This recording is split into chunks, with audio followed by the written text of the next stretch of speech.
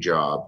And just as the firefighters and construction workers and police officers inspired us after 9/11, these folks are inspiring us today. It shows you the mettle and strength of New Yorkers and why we're so proud to be New Yorkers. As for me personally, people have asked. My daughter and son-in-law and one-year-old grandson have moved in with us because they didn't have enough room in their apartment. So we're banging into each other happily here as best we can. My parents are 96 and 91. It pains me that I can't go see them. They're of the age where, of course, I can't see them. I know all of us are going through these things, but as New Yorkers, we're going to prevail and survive. So let me go over the CARES Act and how important it is to New York. The bottom line is very simple.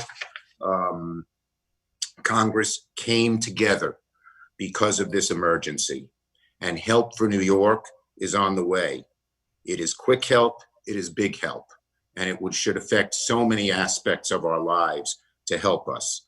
And I'll go over the different parts. This is a chart I'm holding up. I don't know if you can see it, but it goes over all of the money, how we have $112 billion coming towards us, and I'll go over each part.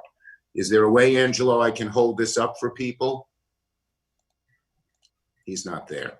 Okay, well, here it is, and we'll try to get you a copy of this chart. Angelo, is there a way people can see this, or it's too little? Angelo? Yeah. All right.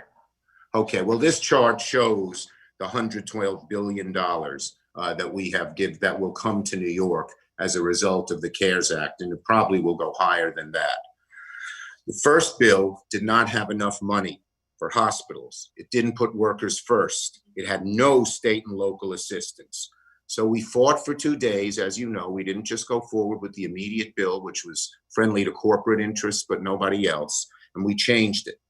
And we successfully passed a much better bill. A bill that's not perfect, of course, but is much improved. And the fact that it passed 96-0, both Bernie Sanders and Ted Cruz at the opposite ends of the political spectrum voted for it, shows that Americans and the Congress can come together in a time of crisis. I also want to salute both Governor Cuomo and Mayor de Blasio. They're both doing an excellent job, and this money should help them do their jobs easier in a variety of different ways. And I hasten to add, this bill is not everything we want or need. We had a fight many times with Republicans, many times with others who didn't want to spend money from other parts of the country, but it is a very good start. It helps the people who need help most, our hospitals and our hospital workers. We called for a Marshall Plan on hospitals, and we were able to get it.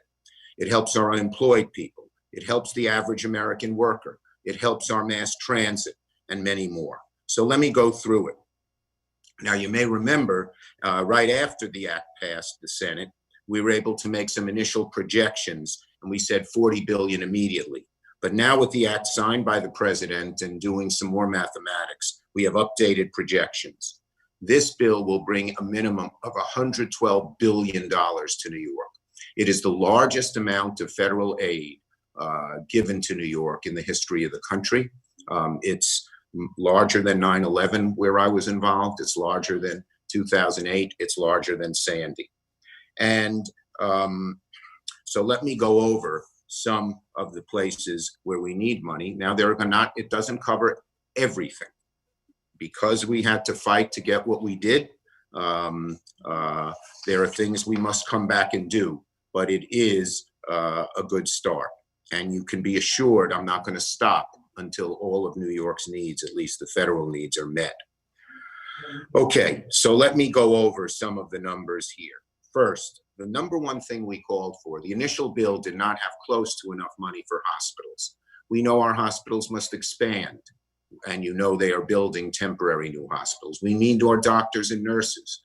We need ventilators. We need masks. We need PPE. We need all of these things